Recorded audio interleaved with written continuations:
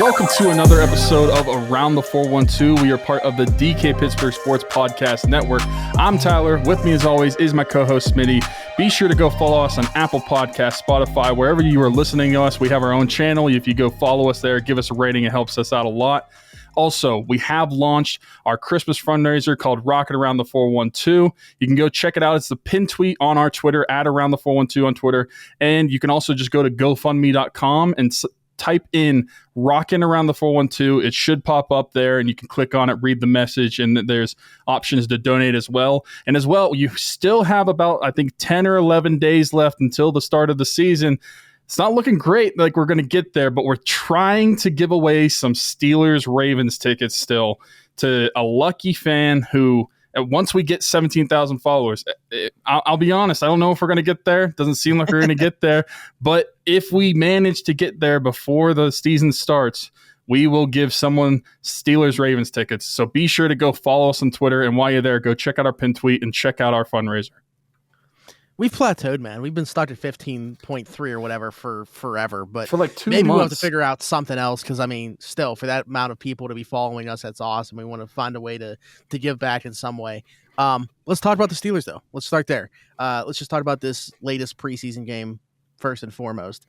They win against the Lions. Whatever the result of the game doesn't really matter here. I think, like, the big takeaway, for me at least, is so we knew Mitch Trubisky was going to start. I don't know about you, but I didn't necessarily expect to see him the entire first half, though. I mean, to me, that's a clear indication. Like, I came on here last week and said I still think Mitch Trubisky's the favorite to start, but it was getting closer to where, like, it was a conversation. And then for Trubisky to go and play that entire first half, to me, it wasn't. Like, in their mind, and they still haven't announced the starter, and we can talk about that in the second segment.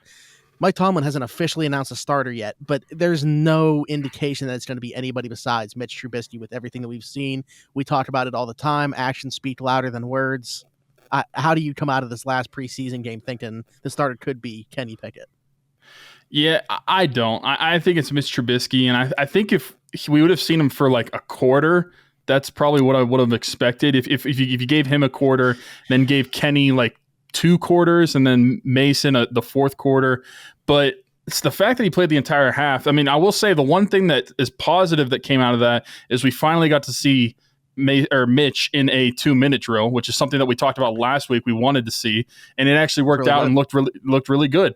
But I think that's a clear indication that Mitch is going to be the starting quarterback. Doesn't mean he's going to start the whole season, but at least for game 1, that's what it's looking like from this Lions game. I thought that it was just going to be different, like, because in the first couple of games he had a few series, but he didn't even play like really an entire quarter that much. This time, the first half, I don't really think there's any other indication you need to me that he's going to be the starting quarterback. Yeah, and like I said, I want to talk about this more in a second segment, so I want to pivot away from that and just see if you have any other takeaways from this third preseason game, because to me, I know that this guy, like, people want to just get him out of Pittsburgh. They weren't happy with him coming back. I feel like Terrell Edmunds is a player that's gotten better every year that he's in Pittsburgh. The way that he's looked in the preseason, everything that we're hearing about in training camp, this guy could be even better this year and take yet another step. Like, we know that, like, the ceiling isn't super high or anything like that. And another thing that I wanted to bring up, we talked about more in the second segment, was like DeMonte KZ going down is so unfortunate because what it could have unlocked for all 3 of the safeties. But Terrell Edmunds has really stuck out to me as somebody. He stuck out again in that third preseason game. But the guy that I really want to highlight on the defensive side of football, he's not a starter, but he might get some run with those ones depending on how Devin Bush looks. But Devin Bush also did look better. Mark Robinson, a rookie who has only played 1 year at linebacker before this, a converted running back, making the 53-man roster, obviously. He's going to be a contributor in special teams right away. But how quickly do you think this guy can contribute on defense? I mean, he seems to be everything that the Steelers want in a throwback linebacker. He's got a lot of, like, Vince Williams to his game. I mean, if you want my completely honest answer, I think he could contribute week 1 based off of how the expectation for the linebackers could go. You're right. Devin Bush, he did look good. I thought Miles Jack looked good. But as far as the season goes, I think that's a whole different animal. So with Mark Robinson, the way he's performing in the preseason, I think that he has every right to be able to be given the chance to contribute right away. I don't think that the leash should be that long for these starting linebackers. I think that the defense's coaching staff should be willing to go to guys like Mark Robinson and Robert Spillane, because I think you can't just ride the same ship the entire time and watch it sink. I think you have to be willing to go to these guys and give them a shot as well, because they might turn out to be better than what you're getting on the field during that game. So I think it could happen as early as week 1, but I do think that his oncoming has been good for the linebacker depth, because that was also in question, because we were also questioning just like the starters as well, but the depth behind them. It's nice that we see somebody be able to really progress the way that he has in this preseason. Yeah. And I think that's just, I mean, look at this like draft class, the way that's looking on paper. I mean, obviously like Chris Oladokun really never given a shot, but like outside of that, with the early returns on this draft class are looking pretty good. Then the last thing I wanted to bring up, and I know what people in the comments are going to be saying too, but I'm curious as to where you stand on this, is the amount of playing time. We mentioned like Mitch in the offense playing the first half. Where are you at with amount of playing time for starters in the preseason in general, but like especially in the finale, so close to the regular season? Because you know that you're risking injury, but you're always risking injury. It's a contact sport. Yeah, here's the thing. I think that for certain guys, I don't even care if they even play. I'll be completely honest. Like if TJ Watt didn't take a snap during the preseason, I wouldn't care. If Najee Harris didn't take a snap during the preseason, would not care. And I thought it was really surprising to me that Najee was taking as much carries as he was going into that first half. I thought he'd be in for maybe 2 series and he'd be done. And that wasn't the case. He played the majority of the first half as well, and that's really surprised me. I think if you're a guy that, like, we have the job locked up, and the guys that I named in particular, and there's others that are that case, I don't really think you need the preseason. These guys are already playing at that level. I don't think they need the preseason to really get up to that level. And I'm sure for others, like say, for example, the offensive line, we basically have the starters cemented, but I still think that it's good that they play because they need to get better. For some of these receivers, we know they're going to be playing, like George Pickens, Chase Claypool, that we know we're going to be playing. But I don't mind them playing more often, because I think they need to. I mean, Pickens is brand new in the NFL. I think he needs to get as much experience as he can. And with Claypool, he just needs to progress and get better. So for guys like that you're looking for more improvement from, I don't mind them playing more. But the guys, like I said, like Najee, Cam, TJ, like I don't really care at all if they play a single snap in the preseason. And honestly, I might prefer that they don't. Yeah, so I guess I was on opposite sides for opposite sides of the football.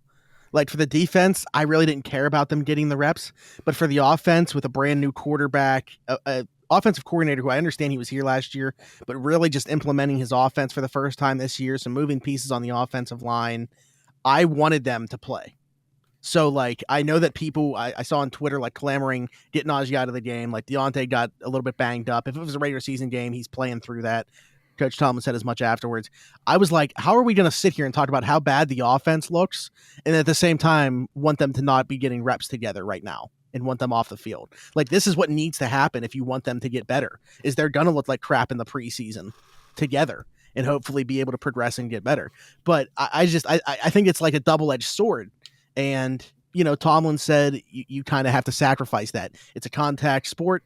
Injuries are going to happen. It's part of the game. You take that risk because you got to get the work. And that's why those guys played a half of football. Well, that's why the only one offensive guy I've named was Najee. To me, he's the only one that I don't think. And he was dealing with a little bit of an injury already, too. So that was. Yeah, and I don't think with dealing with new quarterbacks, I don't think the running back position is as important as getting them acclimated to the new quarterback. It's still more or less status quo as a running back in that sense. And I think that once you look at the depth behind Najee Harris, considering like Najee is going to be the bell cow of this offense when it comes to running the football, and Benny Snell's not going to get much, even though he's the backup. I think that he's too important to the offense, so he's the one I would have held out. I agree with everybody else. I think they should have played, and then like the defensive guys are the other guys I named. So I feel like we're more so in agreement than anything.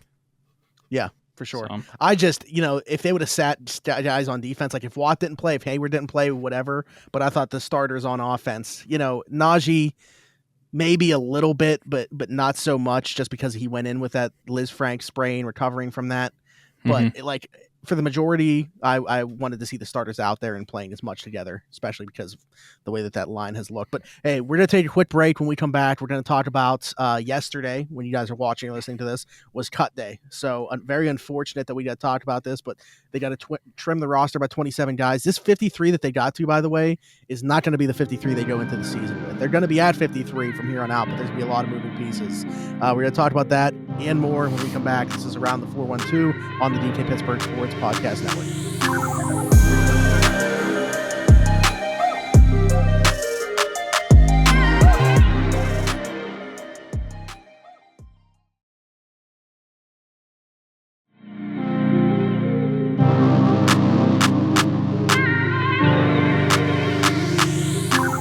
All right, and welcome back to Around the 412 on the DK Pittsburgh Sports Podcast Network. I'm Smitty. That is Tyler. Let's pick back up the Steelers talk. As I mentioned, closing out the last segment, we got to get to 53 guys. They did that on Tuesday by 4 p.m. They did make a couple of trades prior to that, though, so they cut even more than 27 guys from what their original 80-man roster was. They trade for Jesse Davis, probably a reserve offensive lineman. I can't imagine that this guy's hopefully going to play much. They give up a 2025 conditional 7th pick for him. I mean, that's really nothing. This guy has started 72 games. I know that he played right tackle for the Dolphins it's TJ Watt. He abuses everybody, but back in 2019, TJ Watt had a field day with him on Monday Night Football. Most recently with the Vikings, though, that's where we got him. It sounds like, so we have a friend that covers the Vikings, Tyler Forness, and he said he's got to play right guard. That's basically where he has to play, and ideally he's not going to be a starter. James Daniels is the incumbent there anyway. I know it hasn't been great for him, although he was improved on Sunday too. But he's your starting right guard. There's nothing changing that. So, and then this one is, I think, we mentioned last week how they need to get a third edge rusher. They go out and get that from Denver. This one's very intriguing to me. Malik Reed, they get him along with a 2023 7th for a 2023 6th. So really just a pick swap happening there for this guy. But he leads the Broncos in sacks over the last 3 years. And you think about some of the guys that have been with the Broncos in that time. Like, Von Miller was obviously still there. Yeah, he was still there at the beginning of that. And also Bradley Chubb, a very high draft pick for the Broncos, is there as well. And I know he's dealt with a bunch of injuries, but it still just sounds crazy on the surface to think that this productive of a player was had for this, especially when you see people from that side, like people that cover the Broncos, saying the Steelers weren't the only team in on him. Like, there were a bunch of teams inquiring about his availability. So how was this, the best offer that they had for him? I don't know, but I mean, this is great for the Steelers, and I think what it comes down to, we know this. He forced a fumble. He had a sacked fumble against Ben last year when the Broncos were here. I guarantee you, the Steelers are that type of team. Those things are in the back of their mind. If this guy ever becomes available, guys that produced against them are going to be guys on their radar.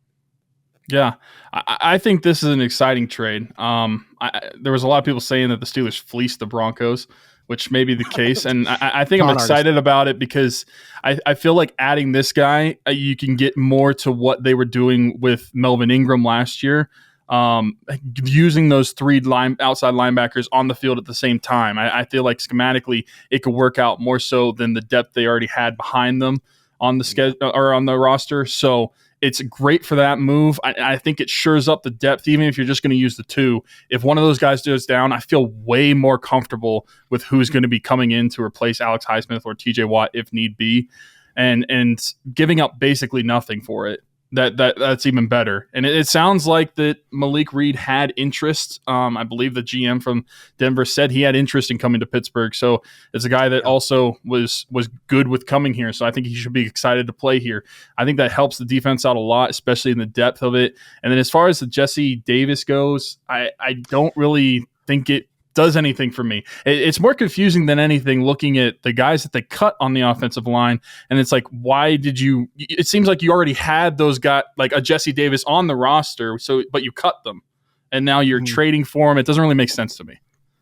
Yeah, I mean, I guess maybe a little bit of a money thing. I think you save a little bit going from Joe Haig to a Jesse Davis because you're only paying Jesse Davis $1.5 million. You save more than that by cutting Haig.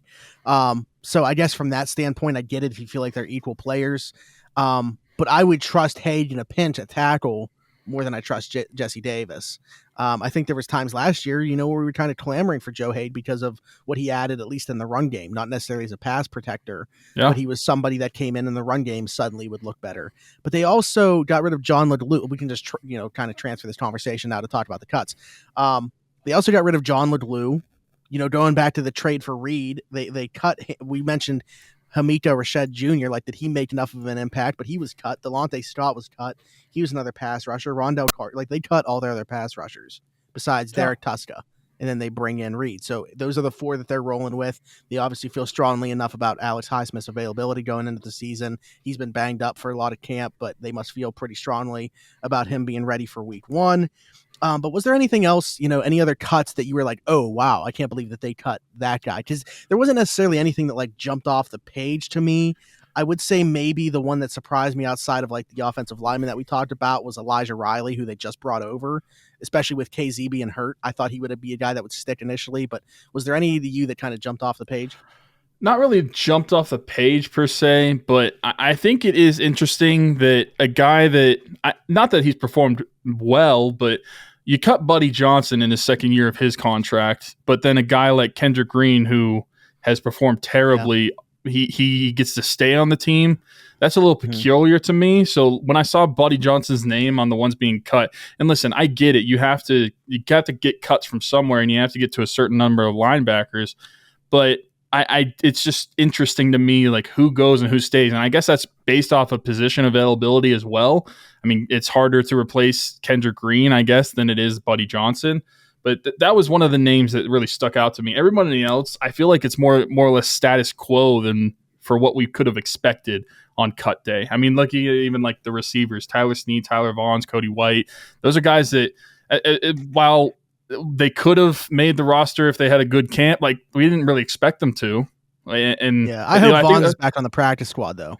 Yeah, because I thought I do as well. And then like tight ends, Kevin Rader, I think he's the only one that really had a shot to make the roster that wouldn't. But again, it was pretty much status quo for the cut day. Besides the offensive linemen, that's the only ones that confuse me with Haig and LeGlue. In terms of like you're getting rid of them to trade for Jesse Davis, but besides that, everything else was pretty normal for me. I didn't think anything was that shocking. Yeah.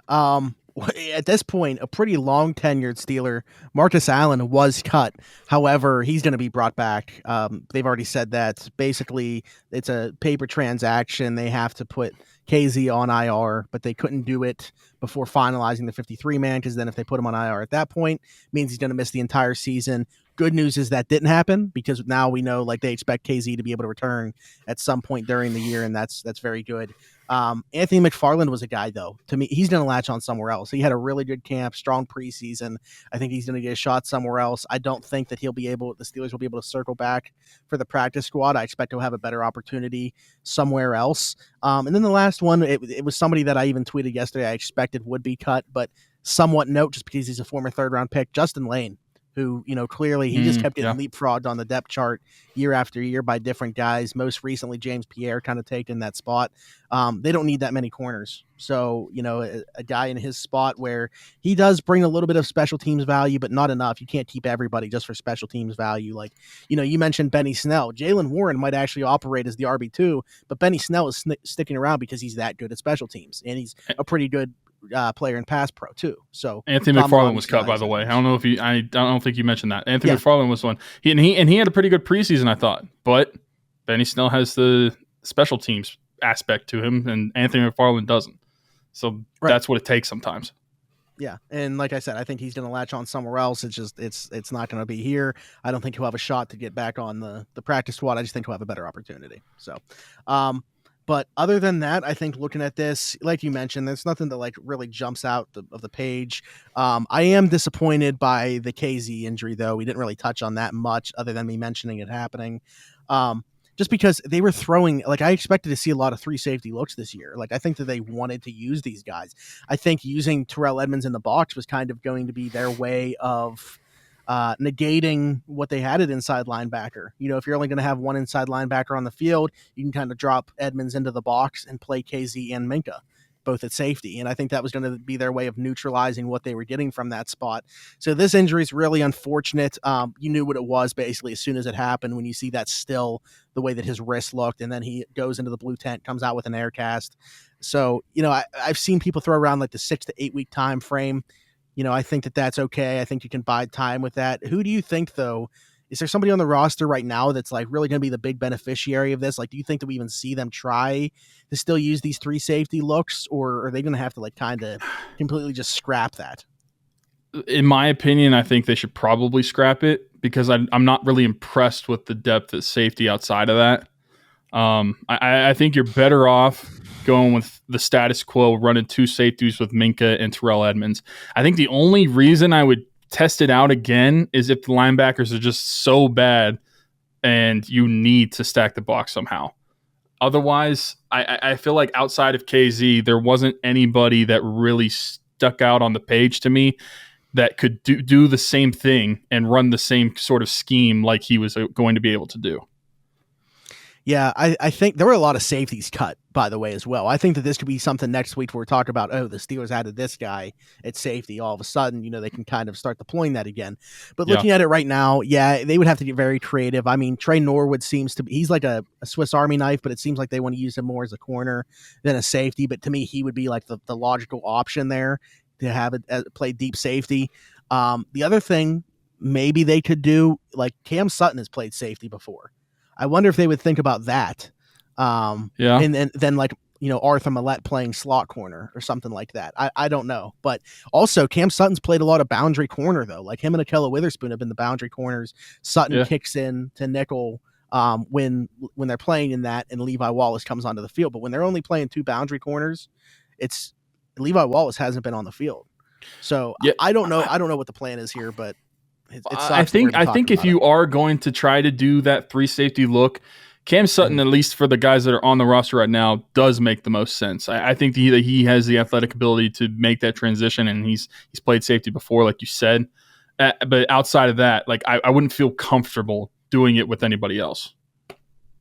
Yeah, I mean, Norwood flashed last year, but he was a 7th round rookie. He, I think, exceeded expectations.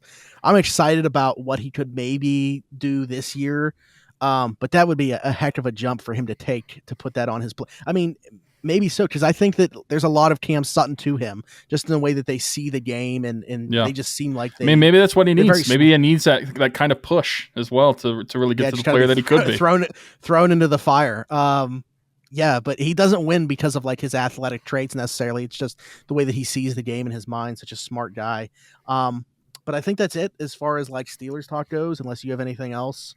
No. I wouldn't expect this to be the 53-man roster they go into the season with. They're still going to be adding and subtracting from this. Yeah, and I don't know if we said this before or on the air. It was interesting that they had 7 receivers, but it's probably because Calvin Austin might not be ready. But yeah, it's hard to gauge what's going on because in his last media availability where they were talking to him about it, it was on Saturday, the day before the last preseason game, and very mum on the situation because those now the situations they're in. The people that are reporting on the team can't report on anything that they see unless a player confirms it. So he wouldn't even like say whether he was like practicing or not, or what he was doing, but he was on the sidelines, obviously not in a boot, which is great, but he's starting to do more and more and push off of it and stuff like that. But I don't know if this is a guy that we can logically expect to see in-game action for week 1. And maybe that is why they're carrying still 7. I don't know if it's Boykin or Sims that's really the big beneficiary of that. Well, that's what I'm wondering. I was going to ask you, which one do you think, if Calvin Austin gets back healthy, is going to be cut? Because I'm assuming they're not going to keep 7. They'll cut someone to go down to 6. So is it going to be Boykin or is it going to be Sims? I'm assuming Gunner is a lock at this point, so it's got to be one of those 2 guys. Like play style wise, it's obviously like Sims is the guy that you expect could take some of those Calvin Austin like jet sweep touches, however they want to get him the ball. So like that's kind of where my mind goes originally. Whether that makes sense or not, I don't know. But and maybe I'm buying into it too much, but you look around the rest of the roster and how many guys are winning jobs just based off their special teams. And that's why I side with, I know what he's done as a returner, but I'm talking about the other aspects of that and what Miles Boykin brings in that aspect, and I think Tomlin loves that. Might be their best blocking receiver, although George Pickens pushes somebody over every time he touches them. And then he's really like the only guy from that list that we're talking about, those bubble roster guys that made the team first off that can also play on the outside. Right. So to me, I tend to lean Boykin would have made it anyway with 6, and it's Sims that's the beneficiary here. Yeah, I lean the same way because I think Boykin was the one that I was saying. I think that he would make the roster. I thought it was going to be him or Anthony Miller. Unfortunately, Anthony Miller had that injury, and it basically cut his losses. But I think that Boykin is probably going to be the one that will stick on the team. But I mean, who knows? Maybe if Calvin Austin is out a couple games and we see like Sims or Boykin, one of those guys could look really good and impress Tomlin, and they get to end up keeping the spot. But as of right now, I'm with you. I think Boykin is probably the one who is still going to be on the team. Sims is being the beneficiary right now and will probably end up being cut whenever Calvin Austin is fully healthy. Yeah. All right. Well, also shout out to Jaylen Warren for basically demanding a spot. Yeah. He was really good. He was. All right, so we're going to take another break. When we come back, we're going to have a dual topic podcast just to squeeze in one Pirates topic and one Penguins topic. But we'll do that when we come back. This is Around the 412 on the DK Pittsburgh Sports Podcast Network.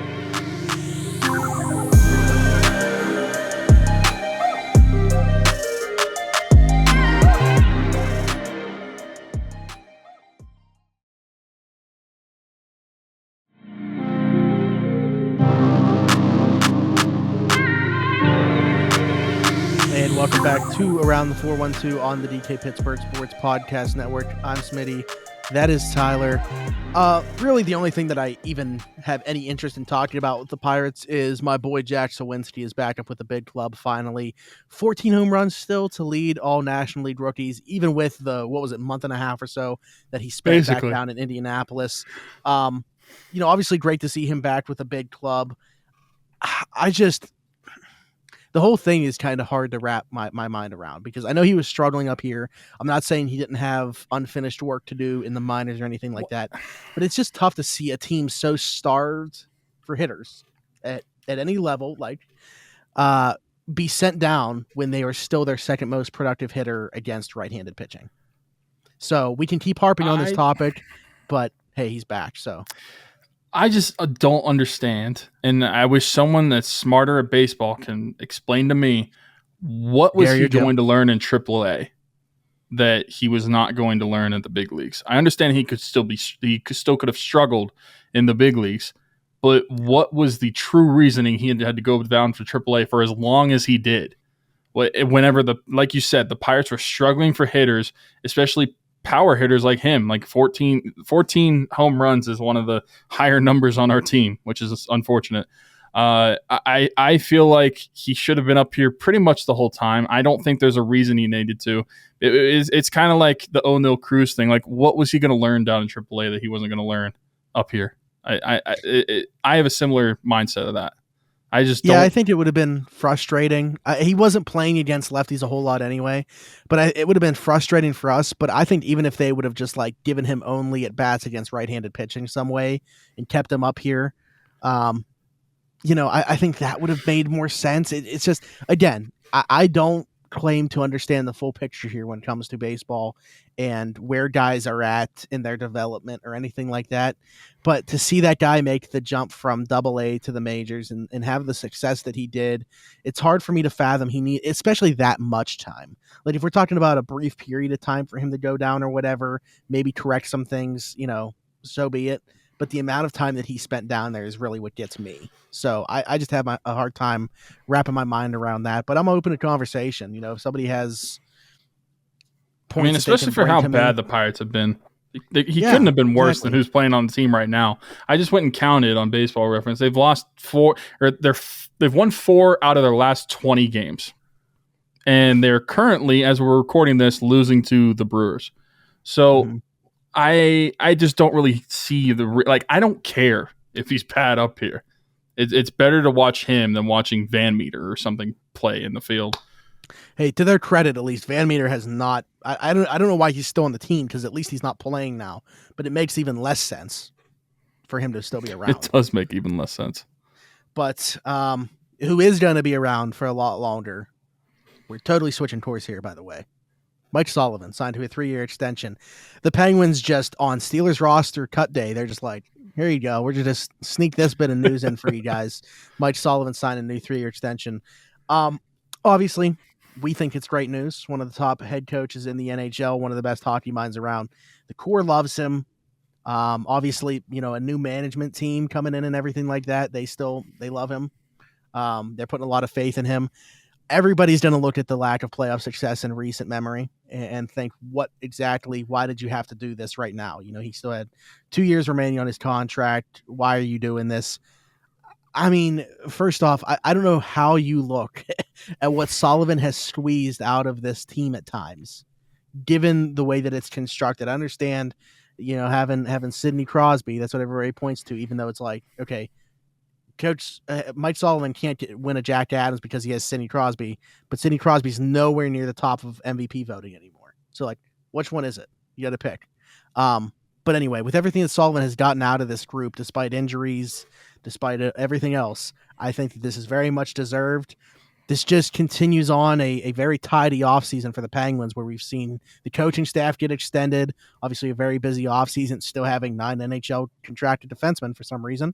But they've done a lot of good things this offseason, and this just continues. Yeah, I mean, Mike Sullivan, to me, is the top 5 head coach in the National Hockey League. I think it's well-deserved. The playoff exits, I think that you can't really be serious and say that they're on him, really. When you look at the games and you actually watch the games, what else is Sullivan supposed to do at that point? I mean, you could say the past 2 years, they lost strictly only because of goaltending. And how much is how is Sullivan supposed to control that? Still on the sweep to the Islanders in 19 and the bubble to the Canadiens in 20. Those are completely different teams. Yeah. Completely different. Yeah. The construction of the team is different. And it's going to be even different this year. We had way more turnover this year than we've had in recent years. I feel like despite that, looking at the man games lost during the regular season, the fact that he's able to squeak a playoff appearance out of this team at times is amazing, despite how many games he misses from his players.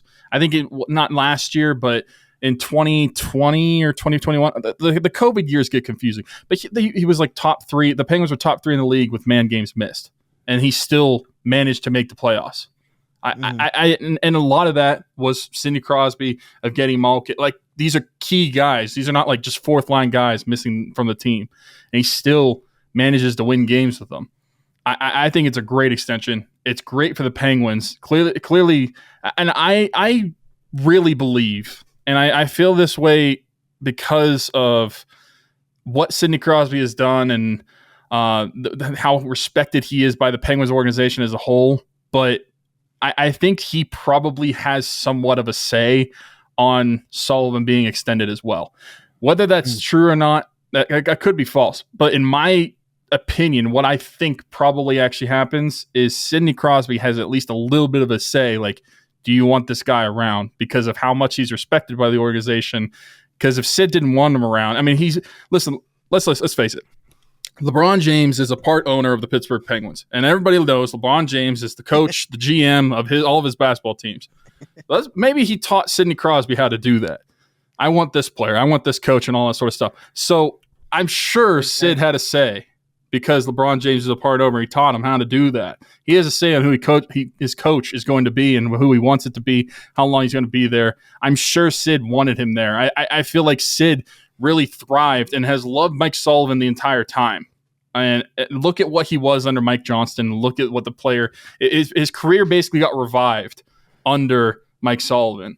And so I think moving forward, it's going to be great for the team as a whole. I'm excited for this season, and the fact that we get him for at least another 5 years is impressive, not just because of the Penguins and the success that they've had, but, I mean, look at the tenure of the average NHL coach. The fact that he's been able to stick around this long for the Penguins and continues to get extensions, that speaks volumes to what the organization thinks of him, what he's meant to the team, and what the fan base should think of him despite those playoff exits, because it is a bunch of crap if you're going to put that just on Mike Sullivan and say that he should be fired for it. And that's the thing, too. It's like you mentioned the average tenure and stuff. How about but you said not just the Penguins. Let's look at the Penguins, though. they're not easy to coach. I'm not saying they're coach killers or anything like that, but when you have that core of players and that much talent, with the expectations being what they are and the demands that come with that and the way that you have to coach these, like, how do you even go about coaching somebody like Sidney Crosby and telling them, oh, like, you're the best in the world at this, but every day you can get a little bit better too. And imagine like having to have that presence and be that voice and everything like that. And it's just, so it is very impressive that he's still here. But to your point, you started off by saying he was a top 5 coach. I would be very curious, not by any year-to-year basis like the Jack Adams is, but if you were to just pull, GMs around the league, every single one, and say, pick one head coach in the NHL to coach your team, I wonder where Mike Sullivan would rank there. Like, who's even else in that conversation? Like John Cooper, I think, with Tampa, obviously. If you want to put, Bednar in there just because the Avalanche just won the cup, so be it. Like, Barry Trotz, I think, is a really good coach. He always gets the most out of very little. I'm trying to think of others. I mean, Carolina's coach, maybe. Yeah, Brenda Moore. But it's like most years, it's like that specific year, and then the next year, it's not like the same group of guys. But Mike Sullivan, John Cooper, like those are the guys that are there year in and year out, considered amongst the best. Honestly, one of the ones that are the best that for some reason doesn't stick with teams, and I have no idea why. Barry Trotz. I don't know why teams don't like him. What's wrong with Barry Trotz? Why did Washington not keep him? Why is he not sticking with the Islanders as well? It makes no sense to me. I think he's a really good coach, and I mean he's been an Achilles heel for the Penguins. Yeah, he's Achilles heel for the Penguins, and I'm happy that he's not going to be coaching the Metropolitan. I mean, he's not coaching the NHL at all, but the Metropolitan Division for years has had Barry Trotz, and I'm happy that they're not going to have him moving forward. Yeah. I don't know. But yeah, the next time that we talk to you guys, we expect the Steelers 53-man roster to look even different than it probably did on their initial 53-man roster. But I don't have anything else. If you don't, I'll just remind you guys, like Tyler did, about rocking around the 412. If you guys are on Twitter, it's our pinned tweet there. It will go to the GoFundMe, and it will give you all the information right there. You can donate right there, obviously. If you are not on Twitter, you can go to GoFundMe and just search Rocking Around the 412. Again, it will give you the mission in its entirety. Every single penny that is raised goes to providing Christmas for families in the 724 and 412 areas. And we also, along with that, did a $100 gift card to provide groceries for a holiday meal that same time. And we're going to still, I guess, try to do something with the tickets. I mean, if you guys please follow us, put the word out there. I doubt that we're going to get to 17K. We'll try to figure out something else to do with them. Maybe you guys can do something else. But for now, what you guys can do is like, subscribe, leave us a 5-star review and all that good stuff wherever you guys are watching or listening to this. We have our own separate channel. So do all that stuff there as well. Tyler, do you have anything else? Nothing. Go Cougs. I'll be in South Florida this weekend. I'll be in Tampa for the BYU game against South Florida. So college football's back. We don't talk a lot about college sports on here, but yeah. Yeah, college football's back. Pitt in West Virginia play this week. First time since 2011. So I'm excited about that. I'm excited to watch the backyard brawl. I'm happy that it's back for at least a couple of years. But yeah, nothing. Wesley College football's back. NFL's back in 10 days. 10 days from when you're listening to this, the Steelers will be playing, which is exciting. I'm just firing some shots. Yeah, 13-9. Along the way here. All right, everybody. We can't thank you enough for watching or listening to this. We will see you guys next week. And until then,